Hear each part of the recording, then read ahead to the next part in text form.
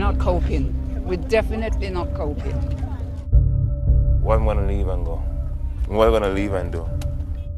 My whole life is here, so...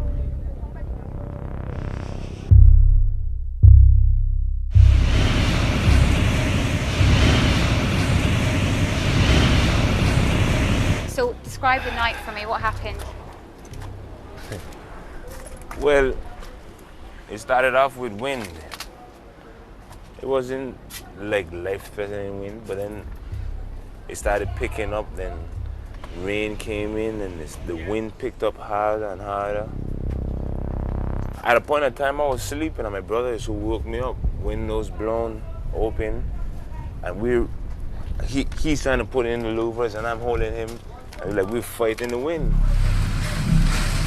A couple of minutes later, this section of my mom's room, the roof came off. Then my bedroom came off. We went to the living room. Glass started to burst. We had all of this boarded up.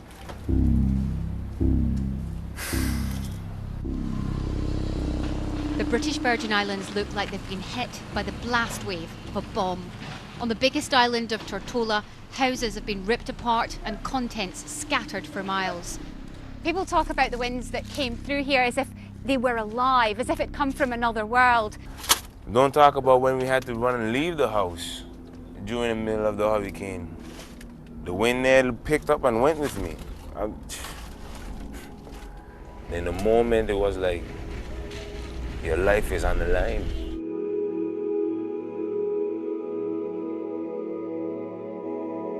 She had her arm around a post after the roof blew off and walls caving in, and she had her other arm around the child. And she says the wind just pulled the child out of her hands. And that was the last they saw of the child.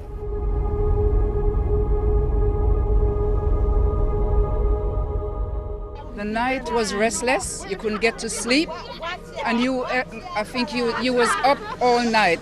Everything just started to decay and just crumble. What have you eaten in the last few days? Yeah. Hardly anything, because there's nothing to eat. You can't cook or anything, so you have to have like biscuit or tea or water or whatever, and that's about it. What do you do now? Where do you go? What happens? I have no idea, because I mean everyone now is homeless. No one have nowhere to go. Everyone is in the same situation, and nobody can help one another. We can't help each other because everybody needs help.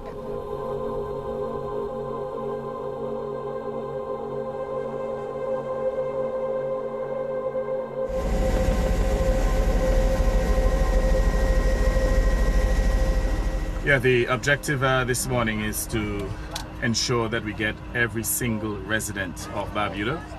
We now have a mandatory evacuation in place, and I'm going there to urge the residents, those who are defiant, to vacate the island. We cannot afford a situation in which Barbuda is hit by yet another hurricane, Hurricane Jose, in this kind of conditions. Don't worry, we're going to get you off the island, we're going to get you to safety, and you'll be taken care of. Be patient, we're going to get you all off. There's no water on it. Can it land here though? Just don't worry. You will be okay. You'll be okay. Okay? The sheer horrifying scale of the devastation here means that barely a building is salvageable. That means that the whole island will have to be rebuilt. And the government has already admitted it simply doesn't have the money. We're hoping that, friendly governments and our international partners will step up to the plate and assist us.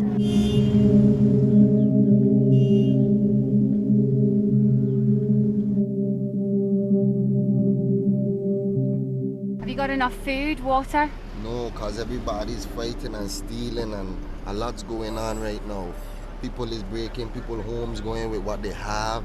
It's a state of emergency.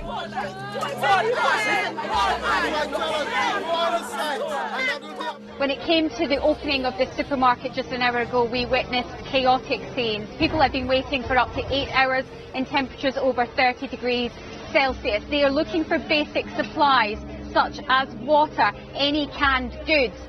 Now, when it comes to the local ministers, they've told me that it's simply not true that people are hungry. But I've been here on this island for the last 5 days, and that's not what they're telling me. I've seen real strength, real determination, but now what I'm seeing is real desperation. We need water, we need food, we need to help with the electricity. Do you think you've had enough help? I don't think so. We need no help. Clear the entrance. I need an entrance right here, so when the trolley... He's a big boy. You want to run? You can run down there for a bit. Yeah, people in on this side, man. We're fine. We're under control, but we didn't expect this mess today. We only just got out of our house today. As we were filming, a local government minister approached. We have lots of food arriving tonight for my supermarket and for this supermarket, and lots of food arriving every day for this week.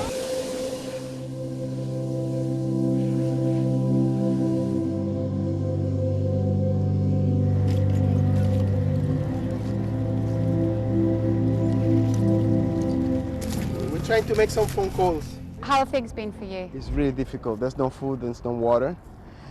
We have been hearing that there are some people bringing some help, but we haven't seen anything. They kind of organizing the logistic, and while that happened, people are suffering really. The food a week ago, it's already finished. When you have small children, it's tough. We've just been told not to walk too far up this street because a number of serious criminals are still on the loose from the damaged prison.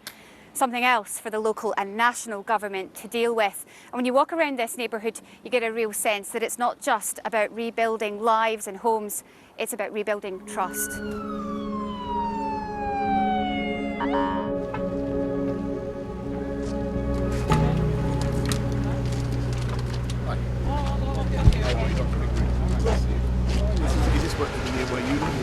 Yeah, I live right around the corner and you don't want to see my house. What's happened to your house? My house is completely decimated. I'm feeling hungry, so So do you think it's acceptable that 7 days after the hurricane there's still limited access to water and to food here? Well, you've got huge amounts of both water and food coming in today from the Today is 7 days Yes. after the hurricane. There are people here who haven't had water for 7 days. And I can tell you that the UK has made a huge effort. And I just actually talked to the Premier, Orlando Smith, who says they have food and water for 2 months supplies here. And obviously what we are doing is intensifying our effort. I think that most fair-minded people would say that the UK has made an absolutely stunning effort to get support to this island, to help to bring law and order after what has been an unprecedented natural catastrophe.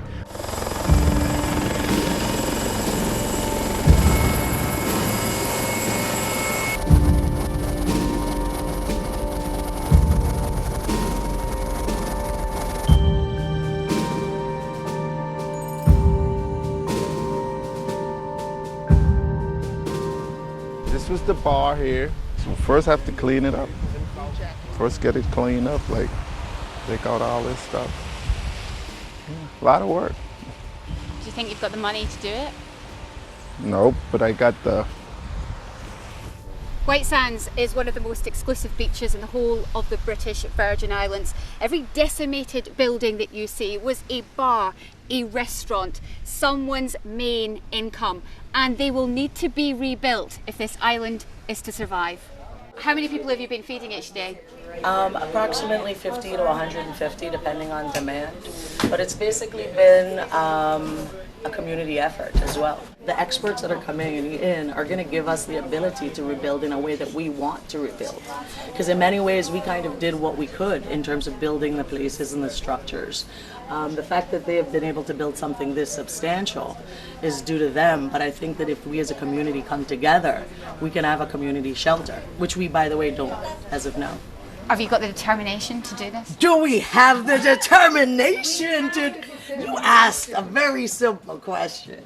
No, we have the determination. And actually, this is not only determination, it's a challenge. We have so much potential. I mean, look at these kids. These kids may have gone through a traumatic experience, but they're not as traumatized as you would expect. And I think when everybody who needs to leave or who would like to leave gets off the island, which will happen pretty soon, I think the rest of us can really refocus our efforts on what needs to be done.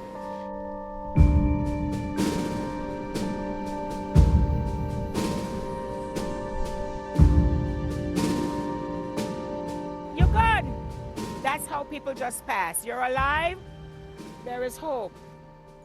If we had any animosity among any one of us, this is the time now to pull together and get stronger and move on. And I think we have to keep hope alive.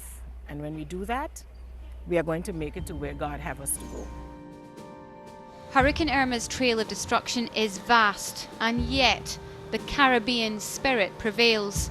As our team walked the streets, so many people told us the same message. They are simply grateful to be alive.